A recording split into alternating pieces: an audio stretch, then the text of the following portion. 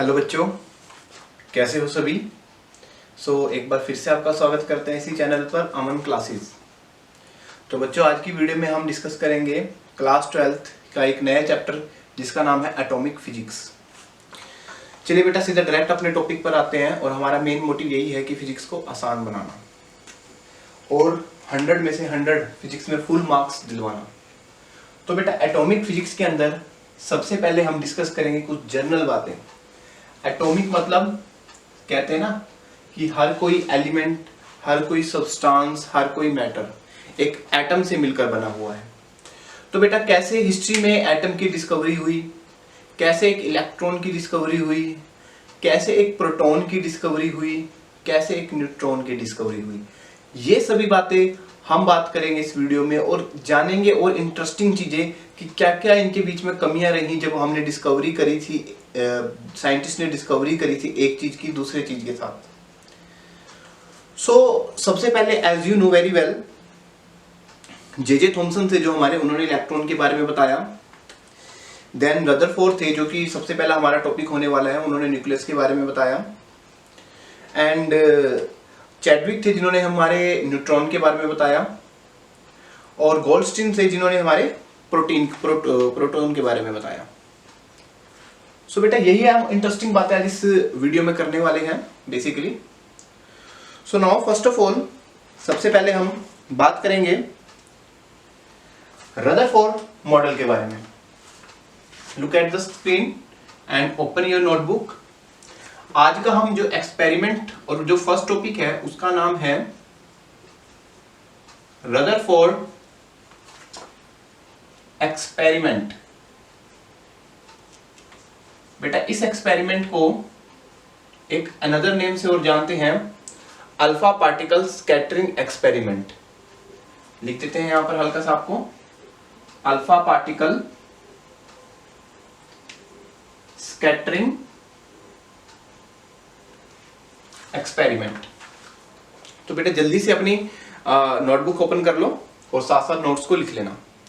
तो बेटा, रदरफोर्ड ने, अभी मैंने बताया कि एक न्यूक्लियस के बारे में बताया।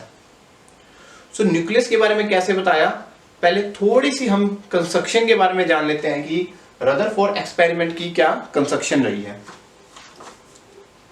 नाउ सबसे पहले हम बात करेंगे कंस्ट्रक्शन ऑफ रदरफोर्ड। साथ साथ हम इंपॉर्टेंट पॉइंट लिख लेंगे यहां पर कंस्ट्रक्शन में और साथ साथ मैं एक डायग्राम बना रहा हूं। सबसे पहली बात बेटा, अल्फा पार्टिकल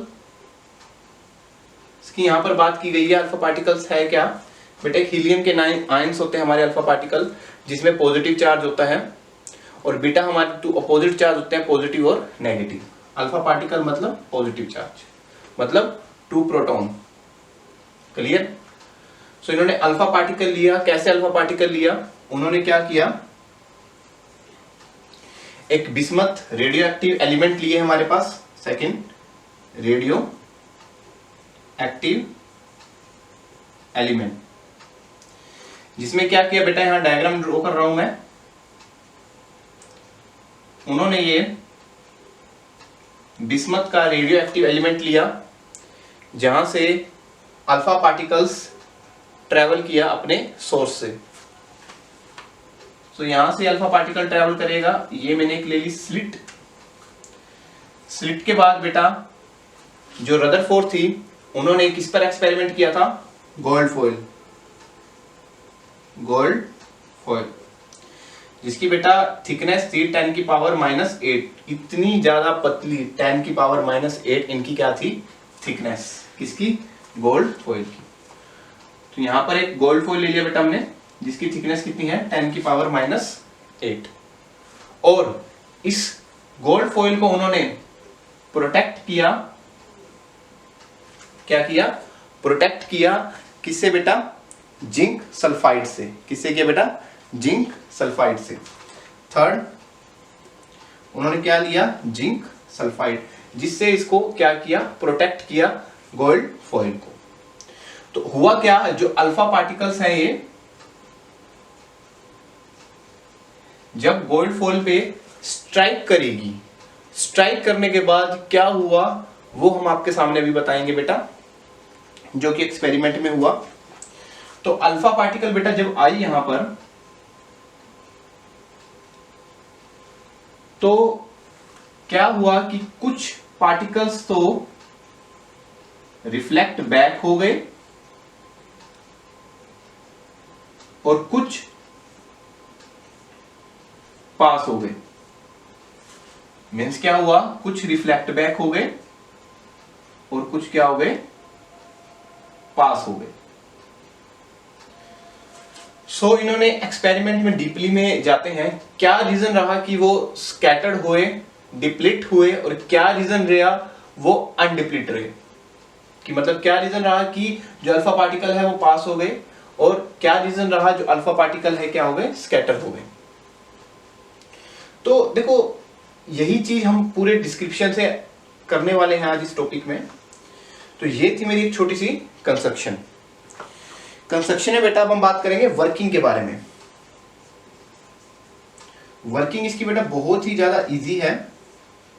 हुआ यूं, जो मैंने अभी आपको बताया, when alpha particles comes from a source and strikes into a gold foil, जब इस गोल्ड फॉइल पे टकराई, गोल्ड फॉइल पे टकराने के बाद आपको ये भी पता है गोल्ड फॉइल में कोई ना कोई एटम होंगे, तो गोल्ड फॉइल पे टकराने के बाद कुछ जो मेरे पास अल्फा पार्टिकल्स हैं वो पास हो गए और कुछ क्या हो गए, रिफ्लेक्ट बैक हो गए। रीजन इसका क्या रहा बेटा, रीजन मैं एक यहां पर आपको समझा देता हूं। जैसे कि एक ये मेरे पास एटम है और बीच में क्या है, न्यूक्लियस। ये गोल्ड की बात बेटा की गई है और जिसका एटॉमिक नंबर यहां पर कितना होता है, 79। इधर बात करते हैं अल्फा पार्टिकल्स की, जिसका एटॉमिक नंबर क्या है, 2। यू नो वेरी वेल, एक एटम के अंदर न्यूक्लियस होता है जिसमें प्रोटॉन और क्या होते हैं, न्यूट्रॉन। अब ये देखो अल्फा पार्टिकल के पास 2 ही प्रोटॉन है और गोल्ड के पास 79 प्रोटॉन है। तो क्या हुआ, जब अल्फा पार्टिकल इस एटम के पास आया, आने के बाद उस एटम ने इसके साथ क्या किया, अल्फा पार्टिकल ने जो थी खाली जगह वहां से तो इसको जाने दिया, वहां से तो इसको जाने दिया। अभी बताऊंगा रीजन। और जहां था प्रोटॉन, जहां था न्यूक्लियस, उसको कर दिया बेटा रिफ्लेक्ट बैक। क्या कर दिया बेटा, रिफ्लेक्ट बैक। ठीक है, और रीजन क्या रहा, रीजन ये रहा बेटा कि अल्फा पार्टिकल हमारे क्या है, पॉजिटिव चार्ज, और एटम के बीच में जो न्यूक्लियस है बेटा उसके ऊपर भी कैसा है, पॉजिटिव चार्ज। तो ये 79 इसका एटॉमिक नंबर, इसका 2, उसका पॉजिटिव चार्ज ज्यादा शक्तिशाली होगा, तो उसने उस शक्तिशाली से, उसने उस पावर से इनको क्या कर दिया, रिपेल कर दिया और डिफरेंट डायरेक्शन के अंदर स्कैटर कर दिया। देन अब आ जाओ खाली स्पेस पे। खाली स्पेस में बेटा नंबर ऑफ इलेक्ट्रॉन थे। अब अल्फा पार्टिकल्स जब गए पॉजिटिव इस खाली जगह के पास, तो इलेक्ट्रॉन ने कहा आजा भाई, तेरी और मेरी तो बहुत पुरानी दोस्ती है, हम तो दोस्त बन सकते हैं, आजा हम दोनों मिलकर आगे चलते हैं। तो अट्रैक्शन हो गई और ये अल्फा पार्टिकल्स क्या हो गए, पास हो गए। बहुत अच्छी बात बताई इन्होंने रदरफोर्ड एक्सपेरिमेंट ने। अगर बेटा आपको वर्किंग को अपने नोटबुक पर लिखना है तो मैं एक बार एक्सप्लेन कर रहा हूं, उसको नोट भी कर सकते हो। So when a beam of alpha particle scattering by the gold foil, the scattered alpha particle fall on the screen and short flashes of light। मतलब क्या हुआ, इस जो कवरिंग है हमारी जिंक सल्फाइड की, यहाँ पर मुझे छोटी छोटी फ्लैशेस देखने को मिली और वो फ्लैशेस स्कैटरिंग ऑफ लाइट की थी और अल्फा पार्टिकल्स की थी। तो क्या हुआ, उसको ऑब्जर्व किया गया एक मूवेबल डिटेक्टर टेलीस्कोप से। नाउ बेटा ऑब्जर्वेशन, ऑब्जर्वेशन यहां पर क्या दिखी गई देखते हैं। What are the observation of Rutherford experiment. देखो ऑब्जर्वेशन में सबसे पहले क्या ऑब्जर्व किया इन्होंने, जो अल्फा पार्टिकल्स हैं वो गोल्ड फॉइल से क्या हो रही है, अनडिफ्लेक्टेड मतलब स्कैटर्ड मान लो। सेकंड, अल्फा पार्टिकल्स है बेटा जो, वो कुछ क्या हो रही हैं, डिफ्लेक्ट। ये बात क्लियर होगी, कुछ पास हो रही है, कुछ क्या हो रही है, फैल रही है, स्कैटर्ड हो रही है। उसके बाद उन्होंने क्या ऑब्जर्व किया, उन्होंने ये ऑब्जर्व किया कि जो स्कैटरिंग है, जो अनडिफ्लेक्टेड है पार्टिकल्स की, वो इतनी है बेटा, कुछ तो छोटा एंगल बना रही है और कुछ लार्ज एंगल बना रही है। मतलब scattering alpha particles makes an angle small to large या small and large। मतलब कुछ छोटे एंगल बना रही है और कुछ क्या बना रही है, बड़े एंगल बना रही है। सो बेटा इसका ग्राफिकल एक बार हम जानते हैं। ग्राफिकल किस किस के बारे में जानते हैं ऑब्जर्वेशन में, नंबर ऑफ स्कैटरिंग एंड इधर बात करते हैं एंगल। ये बेटा 5 डिग्री ले लिया, ये मैंने ले लिया 180 डिग्री। तो ग्राफिकल में जैसे जैसे लाइट स्कैटर होगी वैसे वैसे जो इसका ग्राफ है वो 180 डिग्री तक पहुंच जाएगा। और एक सिचुएशन ऐसी भी होगी बेटा, जिस पाथ पे अल्फा पार्टिकल आए हैं उसी पाथ पे उसे मुंह मोड़े जवाब देके वापस भी जाना पड़ेगा। सो ये कुछ ऑब्जर्वेशन थी रदरफोर्ड एक्सपेरिमेंट की।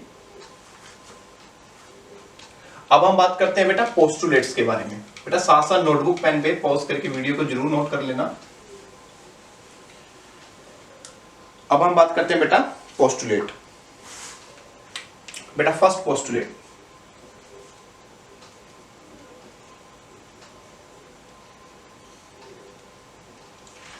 फर्स्ट पोस्टुलेट बेटा यही था कि गोल्ड फॉइल के जो एटम,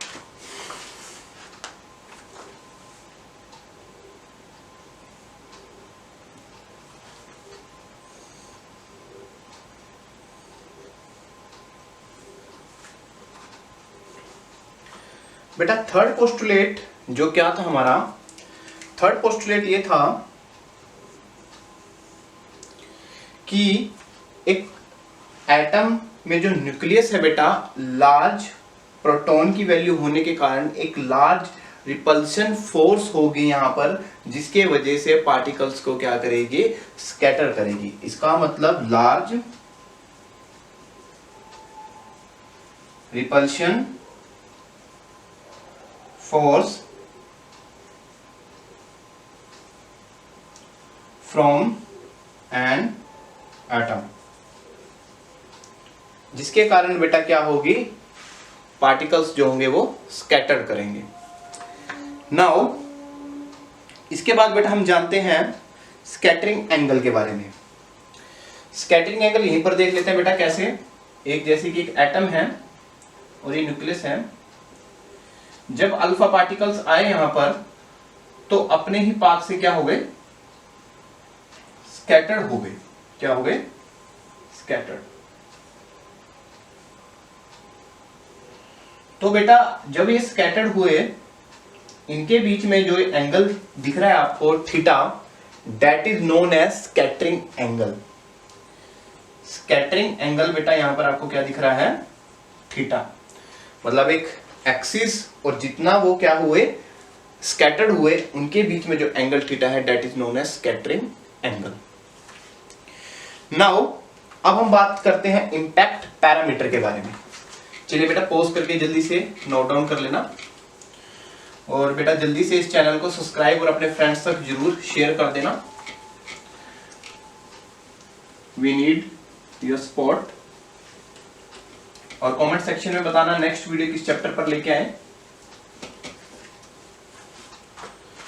सो नाउ रदरफोर्ड में हम बात करेंगे इंपैक्ट पैरामीटर। बेटा इंपैक्ट पैरामीटर है क्या, चलिए देखते हैं।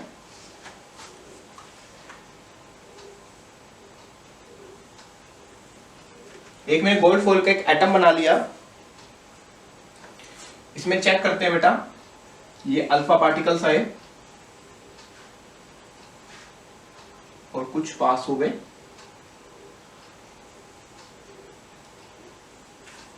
ठीक है बेटा।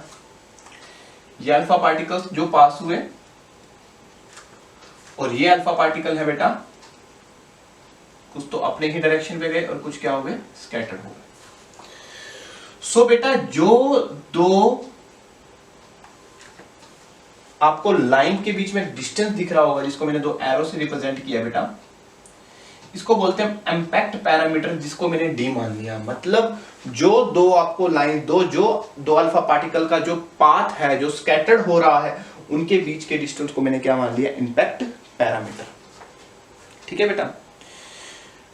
और जो मेरे पास अल्फा पार्टिकल सेंटर से अप्रोच कर रहा है न्यूक्लियस के एक एटम से, और जो दूसरा जो स्कैटर्ड हो रही है मेरे पास, उनके बीच का जो मैंने डिस्टेंस मान लिया डी, जिसकी वैल्यू होती है बेटा Z E square cot theta by में 2 बाय में 4 पाई एप्सिलॉन ई। ये बेटा फॉर्मूला बड़ा इंपॉर्टेंट है, इसको अच्छे तरीके से कर लेना एग्जाम पॉइंट ऑफ व्यू से अकॉर्डिंगली। अब हम बात करेंगे डिस्टेंस अप्रोच के बारे में। डिस्टेंस अप्रोच क्या रही, यहां पर चलिए चेक करते हैं। देखो बेटा यहां पर क्या रहा, जब अल्फा पार्टिकल मूव कर रहे थे तो काइनेटिक एनर्जी ए पॉइंट पर वेरी करेगी। काइनेटिक एनर्जी बेटा वेरी करेगी, यहां पर 110% करेगी।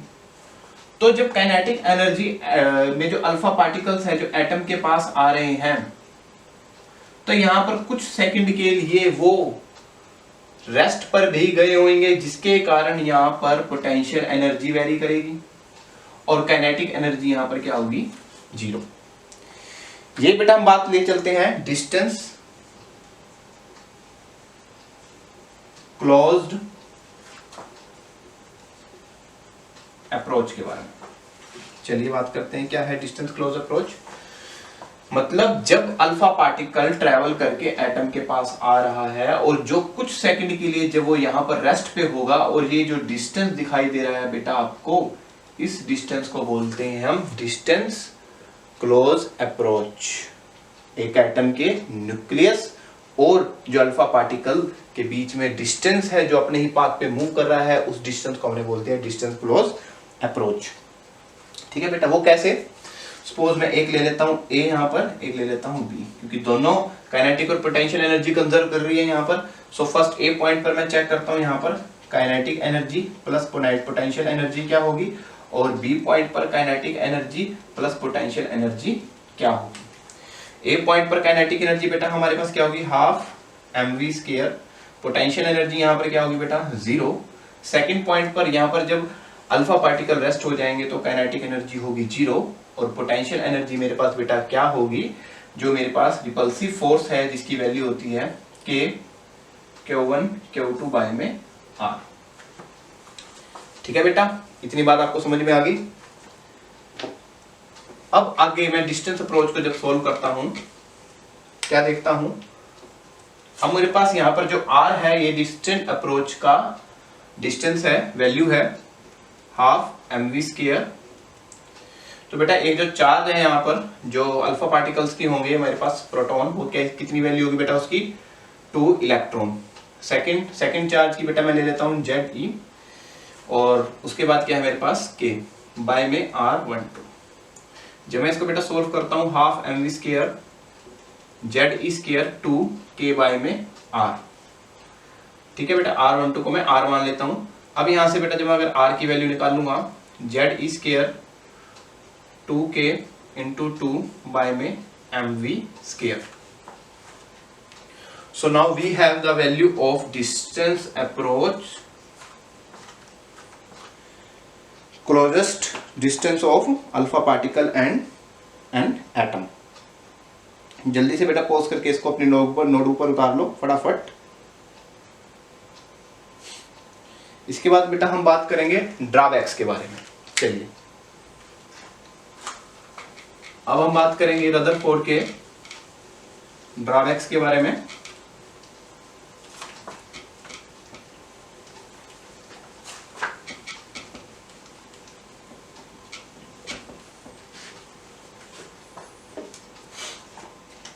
लास्ट पॉइंट है रदरफोर्ड में ड्रॉबैक्स। चलिए हम डिस्कस करते हैं ड्रॉबैक्स ऑफ रदरफोर्ड एक्सपेरिमेंट।